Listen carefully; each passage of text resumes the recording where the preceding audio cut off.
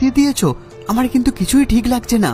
আমাকে বাইরে বার করো, এখনই আমাকে বাইরে বার করো। ভাই সাব, আমার তো প্রচুর ভয় লাগছে।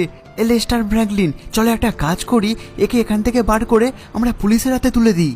আরে ফ্র্যাঙ্কলিন, তোমার কি মাথা খারাপ হয়ে গেছে? একে এত কষ্ট করে ধরে সমাধি দিলাম, মানে কবর দিলাম, আর আমরা কিনা এখন পুলিশের হাতে তুলে দেবো?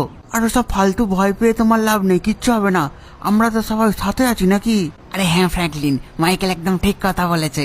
আর তাছাড়াও তোমার কি মনে হয় একে যদি জেলে ভরে দিই, জেল থেকে তো 2 দিনের মধ্যে পালিয়ে যাবে, তার থেকে বরং এখানে একে জ্যান্ত কবর দিয়ে রাখাটাই ভালো হবে সব থেকে।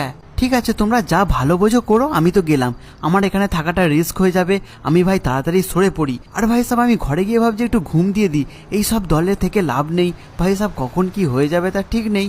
আমাকে বাইরে বার করো, আমাকে বাইরে বার করো, আমার খুব কষ্ট হচ্ছে।